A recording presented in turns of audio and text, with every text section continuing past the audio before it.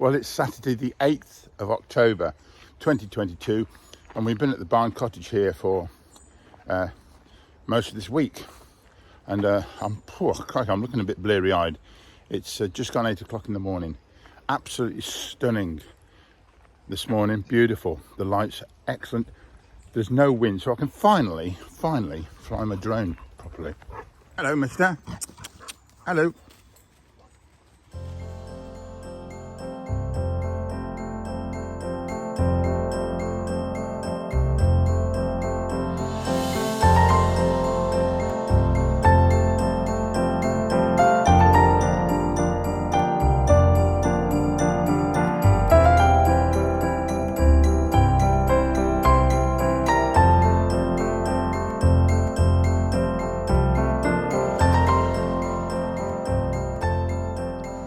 The last time we were here was about 18 months ago in the spring of last year, and we're back here in the autumn. And this is Red House Common, and the barn cottage is just down. I've just walked out the front. That's it. I'm here on the common. It's absolutely gorgeous. It's been very windy this week. We've been to Hove and Brighton, see some friends, and it's been the weather was very good actually, but it was very blowy. Just managed to get a few shots. Nearly lost the drone, lost my orientation on the beach. But tomorrow we're off to back home, but today we're going to Hever Castle.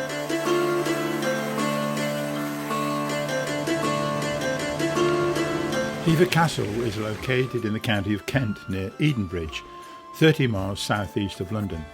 It was built in the 13th century, and from 1462 to 1539 it was the seat of the Boleyn family, and it was here that Anne Boleyn, the second Queen Consort of Henry VIII, spent her early youth after her father, Thomas Boleyn, inherited the castle in 1505. After the death of Thomas Boleyn, the castle was acquired by King Henry VIII and bestowed upon Anne of Cleves in 1540. Over the centuries it passed through many hands and eventually into the possession of William Waldorf Astor, an American, he has to be with a name like that, in 1903. He completed the restoration and built the Tudor village at the back of the castle and also added to the Italian garden.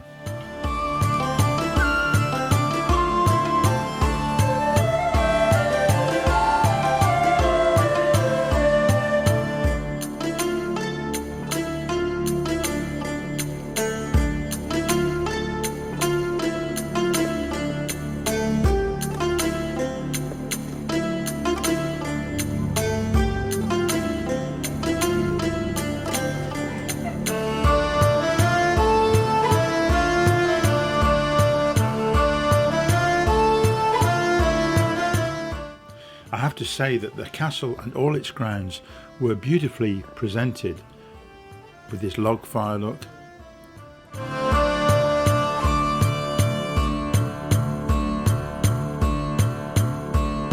And here is the amazingly ornate carved woodwork, and this is a Hans Holbein painting of King Henry VIII. That is an original. Actually, it says by the circle of Hans Holbein, which probably means it was painted by one of his associates.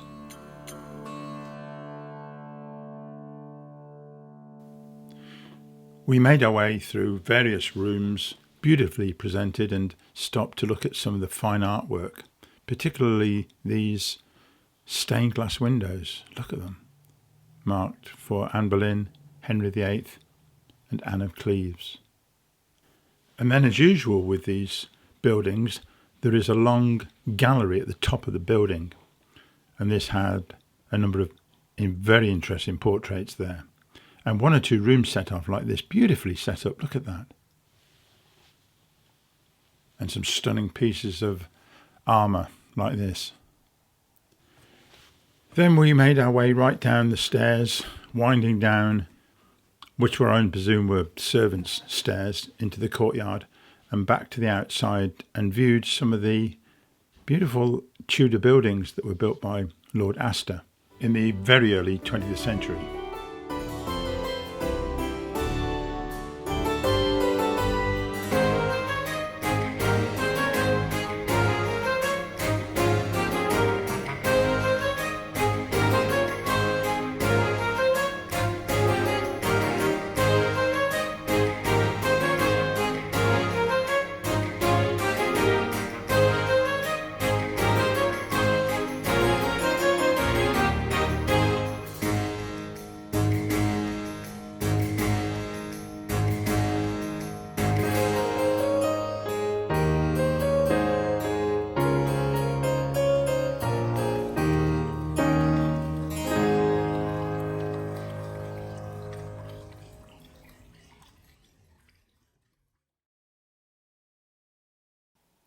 Another place of interest that we visited in the week was the Wings Air Museum at Bolcombe, and it was really a cross between a warehouse and a museum run by volunteers, but they had a lot of World War II wreckages and artifacts. They had a number of these Rolls-Royce Merlin Aero engines, which were retrieved from various wreckages, such as Spitfires, Lancasters or Mosquitoes. Let me pause for a moment and consider some of the statistics and the cost of the numbers involved here. This is a Lancaster bomber with 4 Rolls-Royce Merlin engines on it, each one a 12-cylinder unit. There is only one of these still left flying, but during the time of the Second World War, 5,000 of them were built. That means there were 20,000 of these Merlin engines built. The cost must have been absolutely phenomenal. And that's just the Lancasters. You might want to pause the video at this point and read this notice. It's part of the tragic story that happened over and over again in the Second World War. This part of the museum was particularly interesting to me because this is a Douglas Dakota, and it so happens that the Band of Brothers film was filmed inside this very fuselage. And as I've said in other videos, my dad was a pilot during the Second World War and he flew Dakotas. So for me to go right through to the crew area up front, there's Band of Brothers being shown on a loop, and we move forward and this is the navigators area and onto the cockpit. And this is the location that my dad would have been most familiar with. It actually seemed quite a small space to me and not very comfortable at all. One of the major operations in World War II was in 1944, and that is D-Day, when the beaches of northern France were taken by the Allied forces.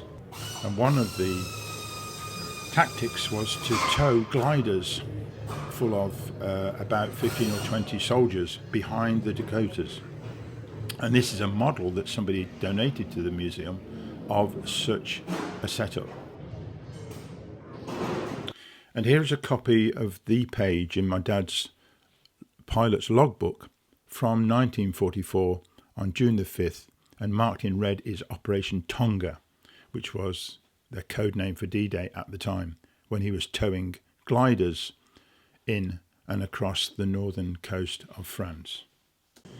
Oddly enough, there were a number of wrecked planes which were brought back from Russia because during the Second World War, Russia was our ally, and a number of planes ended up in their air force, like this King Cobra.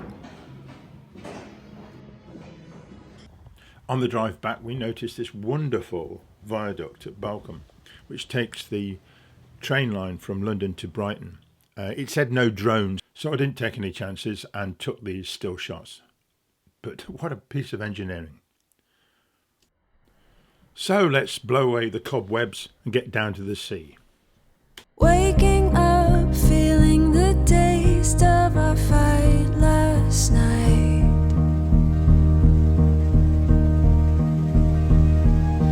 Breaking up, making a mess of an all good life.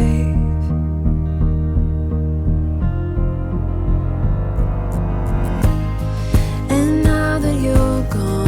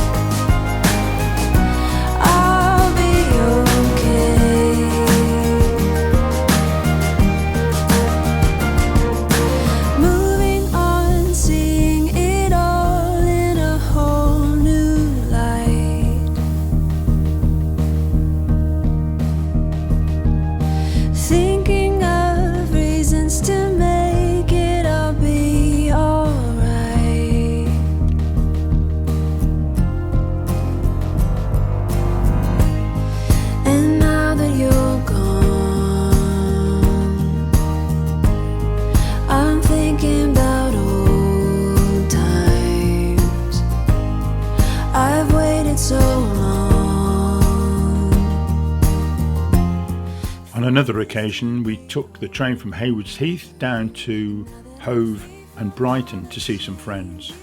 I hereby award this the most confusing map of a station ever produced. But the trains were very nice. Southern Rail did a great job, punctual, clean and efficient. Myself home again.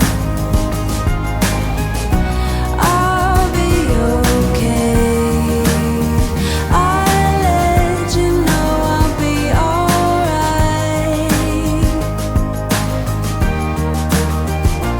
Now that I've found the only way to get myself home again, I'll be okay. I'm biding my time. This is our friend Mike, who's puzzled to see that the telephone boxes are locked. It's my time. So he's going to phone the authorities to see what's going on. Hello, hello, the telephone's blocked. Of my mind. Mike led us down some of these side streets called lanes, and you can see they're quite bohemian in a way. Reminded me a little bit of San Francisco, to be honest. Now that I'm free from all the chains you've kept me in, I'll be okay. Now that I've found the only way to get myself home again, I'll be okay. I'll let you know I'll be alright.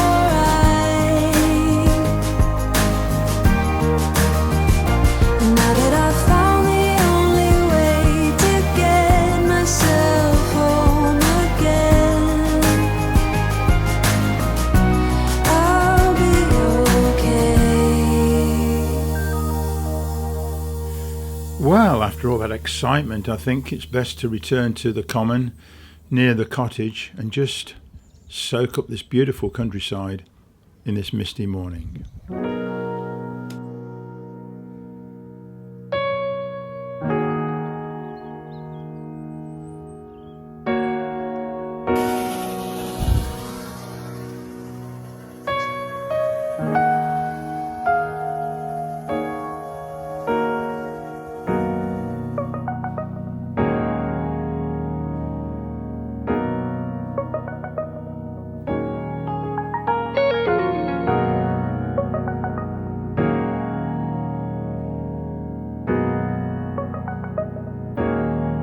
I'm feeling something special for you. And now you got me thinking till the sun comes up. Daylight and my mind is dreaming. And I'm saying too much couldn't be enough. But I'll be waiting for the moment to take me to you. Yeah, I'll be waiting.